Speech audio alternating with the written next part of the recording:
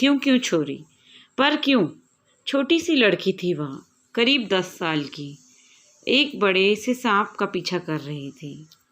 मैं उसके पीछे भागी, उसकी चोटियां पकड़ घसीट कर लाई, उस पर चिल्लाई, ना मोइना ना। क्यों? उसने पूछा। वो कोई धामन वामन नहीं है, नाग है नाग। तो नाग को क्यों ना पकड़ूं? क्यों पकड़ो? पता है हम सांप खाते हैं। मुंडी काट दो, चमड़ा बेच दो, मांस पका लो। नहीं, इस बार नहीं। हाँ हाँ करूँगी। पर क्यों? मैं उसे समिति के ऑफिस तक घसीट कर लाई। वहाँ उसकी माँ खीरी एक टोकरी बुन रही थी। चलो थोड़ा आराम कर लो, मैंने कहा। क्यों? क्यों नहीं? थकी नहीं हो क्या? मोइना ने सिर हिलाया। बाबू की बकरियां कौन लाएगा? और लकड़ी लाना, पानी लाना, चिड़िया पकड़ने का फंदा लगाना, ये सब कौन करेगा? खीरी ने कहा, बाबू ने जो चावल भेजा है उसके लिए उसे धन्यवाद देना ना भूलना। क्यों? क्यों दूँ धन्यवाद उसे? उसकी गौशाला धोती हूँ, हजारों काम करती हूँ उसके लिए। कभी धन्यवाद देता है मुझे? मैं क्यों उसे धन्यवाद दूँ? मोइना अपने काम पर भाग गई। खीरी सिर हिलाती रह गई। ऐसा बच्चा नहीं देखा कभी। बस कहती रहती है क्यों क्यों। गांव के पोस्ट मास्टर ने तो उसे क्यों क्यों छोरी का नाम दे रखा है। मुझे तो अच्छी लगती है मोइना। इतनी जिद्दी है कि एक बात पकड़ ले तो उससे हटती नहीं। मोइना आदिवासी लड़की थी, शबर जाति की। शबर लोग गरीब और भूमिहीन थे, पर बाकी शबर लोग कभी शिकायत करते सुनाई नहीं देते थे। सिर्फ मोइना ही थी जो सवाल पर सवाल करे जाती थी। क्यों मुझे मीलों चलना पड़ता है नदी से पानी लाने के लिए? क्यों रहते हैं हम पत्तों की झोपड़ी में? हम दिन में 2 बार चावल क्यों नहीं खा सकते? मोइना गांव के बाबुओं की बकरियां चराने का काम करती, पर न तो वह अपने आप को दीनहीन समझती थी, न ही काम करती। घर आ जाती और बुदबुदाती रहती, क्यों उनका बच्चा कुछ खाऊं मैं तो बढ़िया खाना बनाऊंगी शाम को। हरे हरे पत्ते और चावल और केकड़े और मिर्ची वाला, और सारे घर वालों के साथ बैठकर खाऊंगी। वैसे सबर लोग आम तौर पर अपनी लड़कियों को काम पर नहीं भेजते हैं, पर मोइना की माँ एक पैर से लंगड़ी थी। वह ज़्यादा चल फिर नहीं सकती थी। उसके पिता दूर जमशेदपुर काम की तलाश में गए हुए थे और उसका भाई गोरो जलाऊ लकड़ी लाने जंगल जाता था, सो मोइना को भी काम पर जाना पड़ता था। उस अक्टूबर मैं समिति के वहाँ पूरा 1 माह रुकी। एक सुबह मोइना ने घोषणा की कि वह समिति वाली झोपड़ी में मेरे साथ रहेंगी। बिल्कुल नहीं, खीरे ने कहा। क्यों नहीं? इतनी बड़ी झोपड़ी है, एक बुढ़िया को कितनी जगह चाहिए? तुम्हारे काम का क्या होगा? काम के बाद आया करूँगी। और वह एक जोड़ी कपड़े और एक नेवले का बच्चा लिए आ पहुंची। ये बस ज़रा सा खाना खाता है और बुरे सांपों को दूर भगा आता है, उसने कहा।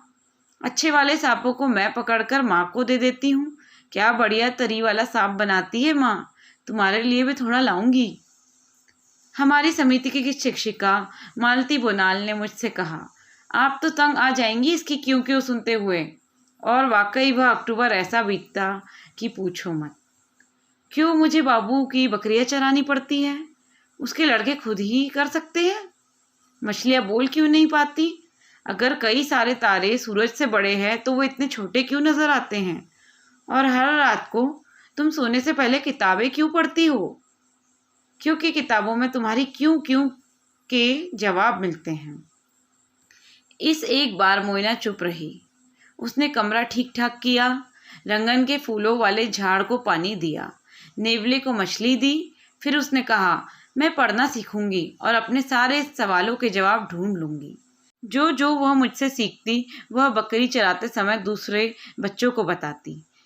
कई तारे तो सूरज से भी बड़े होते हैं। सूरज पास है इसलिए बड़ा दिखता है। मछलियाँ हमारी तरह बातें नहीं करती। मछलियों की अपनी भाषा है जो सुनाई नहीं देती। तुम्हें पता है पृथ्वी गोल है। 1 साल बाद जब मैं गांव में दोबारा पहुंची तो सबसे पहले सुनाई दी मोइना की आवाज़। स्कूल क्यों बंद है? समिति के स्कूल के अंदर एक मिमियाती बकरी को अपने साथ घसीटते हुए उसने मालती को ललकारा। क्या मतलब है तुम्हारा? क्यों बंद है? मैं भी क्यों ना पढ़ूं? तो तुम्हें रोक कौन रहा है? पर कोई कक्षा ही नहीं लगी। स्कूल पूरा हो चुका है। क्यों? तुम जानती हो मोइना, मैं सुबह 9 से 11 बजे तक कक्षा लगाती हूँ। मोइना ने पाँव पटक कर कहा, तुम समय बदल क्यों नहीं सकती? मुझे बाबू की बकरियां चरानी होती है सुबह। मैं तो सिर्फ 11 बजे के बाद ही आ सकती हूँ। तुम पढ़ाओगी नहीं तो मैं ये सीखूंगी कहाँ से? मैं बूढ़ी माँ को बता दूंगी कि बकरी चराने वाले या गाय चराने वाले हम में से कोई भी नहीं आ सकेगा अगर स्कूल का समय नहीं बदला तो। तभी उसने मुझे देखा और अपनी बकरी ले भाग खड़ी हुई। शाम को मैं मोइना की झोपड़ी पर गई। चौके के अंगार के पास मजे से बैठी मोइना अपनी छोटी बहन और बड़े भाई को बता रही थी, एक पेड़ काटो तो 2 पेड़ और लगाओ। खाने के पहले हाथ धो। जानते हो क्यों? पेट दर्द हो जाएगा अगर नहीं धोओगे तो। तुम कुछ नहीं जानते। जानते हो क्या? क्योंकि तुम समिति की कक्षा में नहीं जाते। तुम्हें क्या लगता है, जब गांव में प्राइमरी स्कूल खुला तो उसमें दाखिल होने वाली पहली लड़की कौन थी? मोइना। मोइना 18 साल की है। वह समिति के स्कूल में पढ़ाती है। अगर तुम उसके स्कूल के आसपास से गुजरो तो निश्चित ही तुम्हें उसकी बेचैन आवाज़ सुनाई देगी। आलस मत करो, सवाल करो मुझसे। पूछो, क्यों मच्छर को खत्म करना चाहिए? क्यों ध्रुव तारा हमेशा उत्तरी आकाश में ही रहता है? अब दूसरे बच्चे भी सीख रहे हैं पूछना क्यों। वैसे मोइना को पता नहीं है कि मैं अभी उसकी कहानी लिख रही हूँ। अगर उसे बताया जाए तो कहेगी, क्यों? मेरे बारे में क्यों?